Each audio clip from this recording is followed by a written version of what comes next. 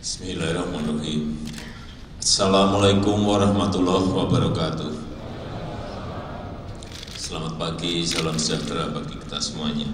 Pemerintah terus melakukan terobosan-terobosan untuk mengejar ketertinggalan kita dengan negara-negara yang lain dan untuk membangkitkan potensi kelautan kita agar manfaatnya dapat dirasakan sebesar-besarnya oleh rakyat kita.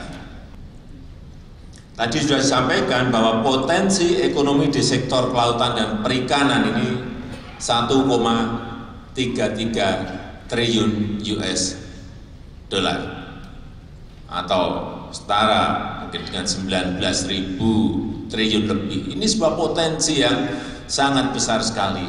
Tetapi kalau pengelolaannya kita sekali lagi, kalau pengelolaannya kita hanya rutinitas, monoton, tidak melakukan terobosan-terobosan, jangan harap angka ini bisa kita dapatkan. 10% saja sudah bagus, apalagi masuk ke yang namanya 19.000 sampai 20.000. Ini sebuah pekerjaan besar, potensinya ada. Tetapi perhatian kita ke sini belum. Yang ketiga yang berkaitan dengan iptek dan riset. Yang berkaitan dengan iptek dan riset di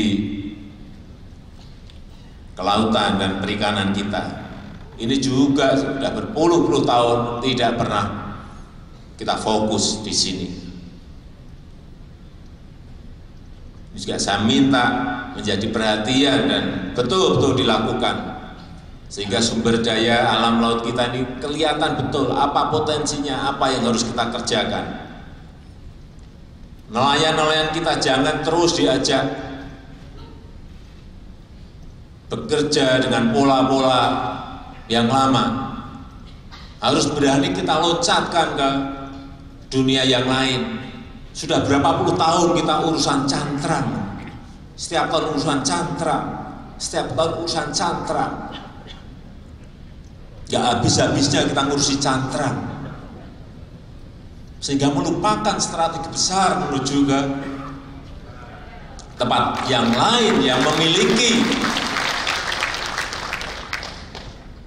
nilai tambah yang lebih baik.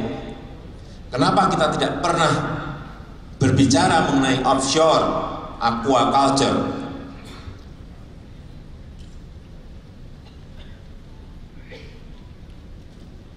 Sekali lagi 70% lebih negara kita adalah air, adalah laut.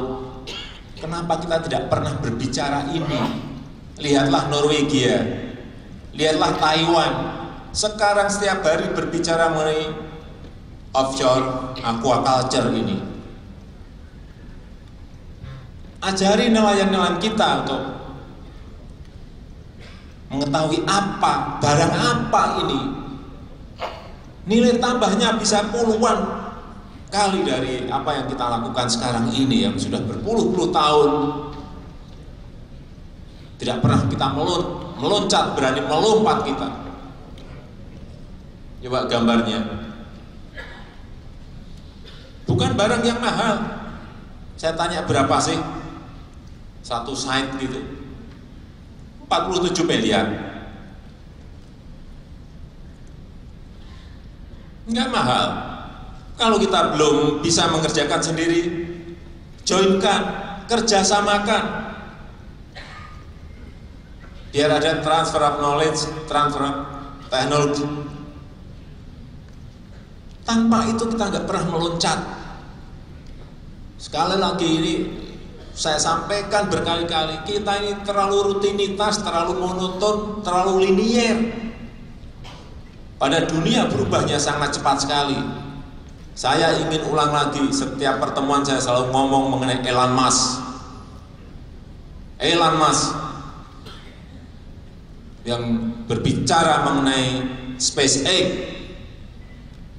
yang berbicara mengenai Tesla, mobil masa depan, berbicara mengenai ruang angkasa masa depan, berbicara mengenai Hyperloop, perpindahan manusia dari satu tempat ke tempat yang lain yang begitu sangat cepatnya.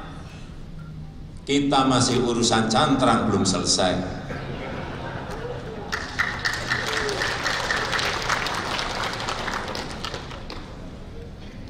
Mau kemana kita?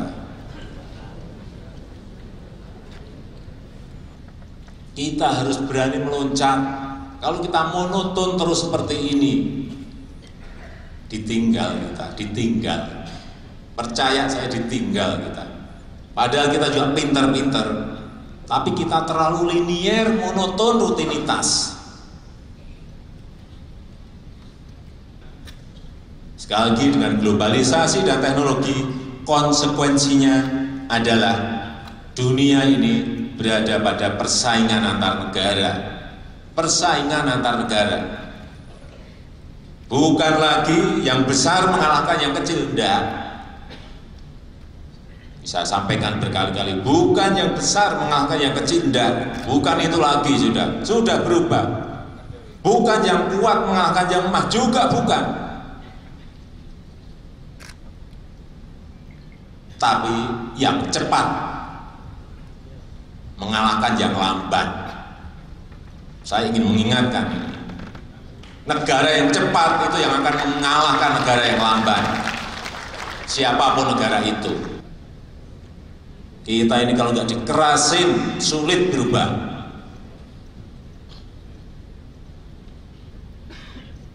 Padahal kita sebenarnya bisa, hanya masalah niat, hanya masalah mau atau tidak mau.